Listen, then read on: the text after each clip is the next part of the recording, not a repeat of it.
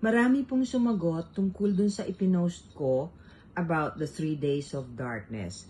3 araw, 3 gabi na magiging madilim ang buong mundo.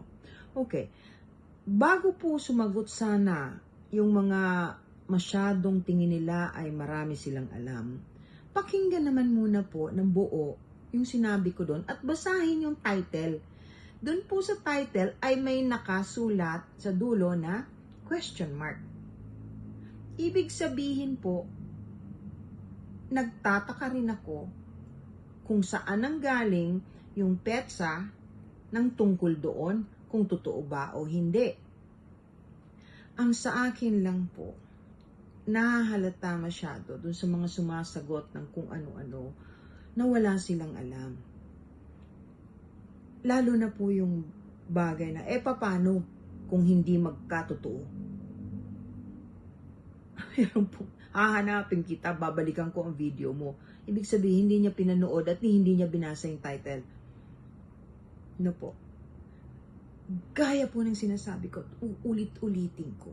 Wala pong nakakaalam niyan kung kailan totoong magaganap, kundi si Ama. Pero wala pong masama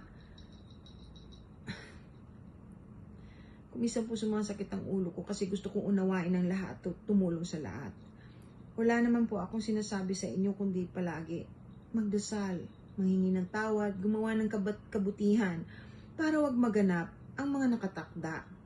Kasi may pinanggagalingan po ang mga prediksyon. May pinanggagalingan po yan. May dahilan kung meron ganyan, kung bakit meron ganyan. Ang sinasabi ko lang po, wala pong mawawala kung tayo'y magdadasal at maghahanda. Ihanda po ang ating kaluluwa.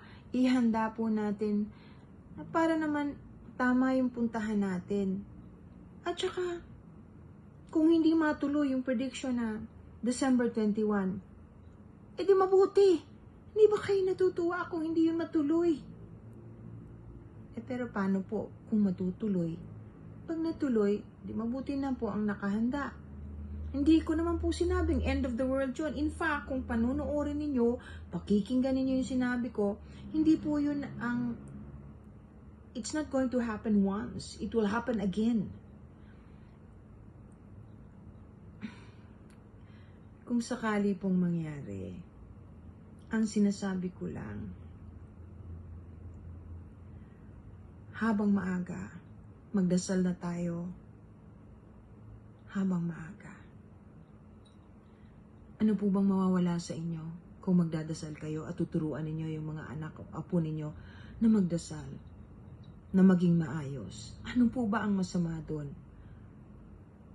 Ang alam ko lang na kumakalaban dito sa sinasabi ko ay yung mga taong walang Diyos, hindi naniniwala sa kabutihan dahil yun lang naman po ang hinihingi. Maging mabuting tao, magtulungan. Nakakalungkot. Ang gulo-gulo na ng mundo. Tapos sa halip na magkaintindihan, magkaisa, para lang sa pagdarasal, hindi naman po, wala naman pong kinalaman ng reliyon, kahit anong reliyon.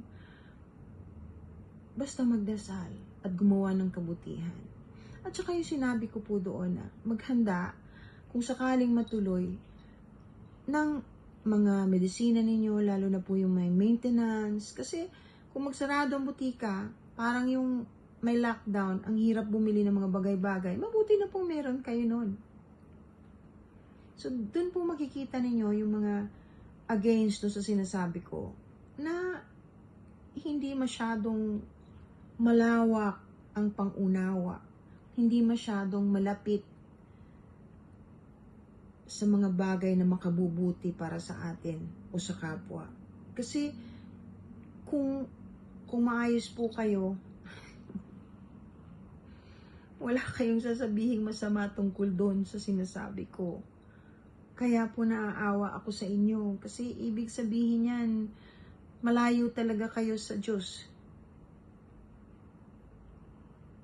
Wala akong hiningi sa inyo kahit ano, kundi magdasal. Kung ayaw ninyong maniwala, di wag. Hindi ko po kawalan.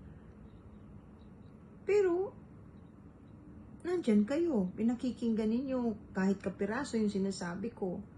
Mali lang po palagi ang interpretasyon ninyo dahil yung mga ayaw, maski na anong sabihin ko, maski na anong patunay, hindi maniniwala. Nakuha na po kayo talaga. Ibig sabihin nun, paano ko pa kayo maililigtas? Paano ko pa kayo mailalapit? Ayun lang naman po ang mission ko. Ako po I'm a sinner. Ang dami ko pong kasalanan.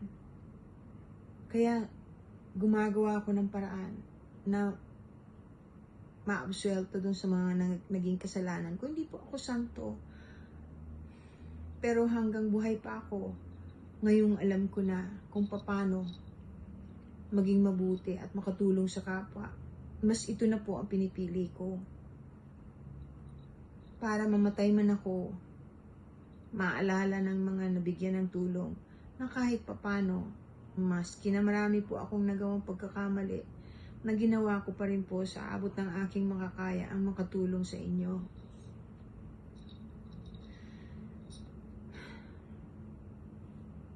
Paano daw kung hindi matuloy ang 3 days of darkness? Hindi mabuti, hindi ba? Yun pong ibig kong sabihin. Ayaw kong matuloy. Pero marami nang babala. Marami nang nangyayari. Ito lang pong alignment ng kung minsan hindi ko na po masyadong ikinukwento sa inyo yung mga nalalaman ko tungkol sa ibang bagay kasi maraming hindi nakakaunawa, hindi nila naiintindihan. Sa kanila, since they're ignorant or they don't really understand what's going on, to them that's bad and wrong. And iniunawa ko na lang po. So, kung magpo-post po ako, pinipilit ko na hanggat maaari yung gagamitin kong salita ay yung mauunawaan ng lahat.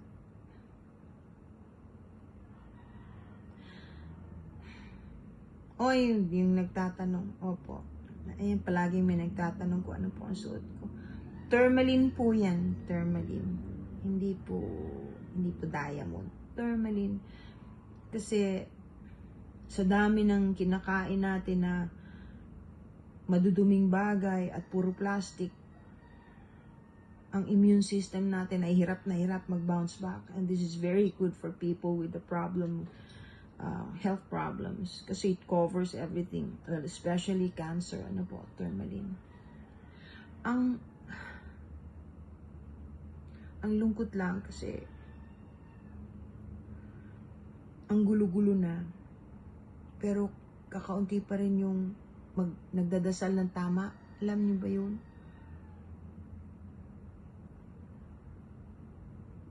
Aaninin nyo yung pagkadami-daming pera o mga bagay na material kung hindi naman ninyo madadala, hindi rin nyo naman mai-enjoy. Magdasal po tayo, pagdasal din natin ang kapwa natin.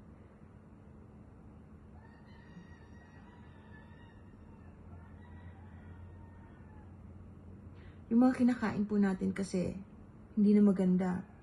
Hindi ba alam naman po ninyo siguro yung mga followers ko that I'm an environmentalist. Karamihan po ng kinakain nating pagkain may plastic na. Magmula nung mauso ang plastic dahil sa kapariwaraan nating mga tao kung saan itinatapon, lalo na sa mga bodies of water, meaning dagat. Yung mga isda po natin, pag binuksan ninyo, alam nyo bang napakarami, scientifically proven na ang dami-dami nating akala natin healthy food dahil sushi, sashimi, of course yung fish is very healthy, no? Kung walang plastic.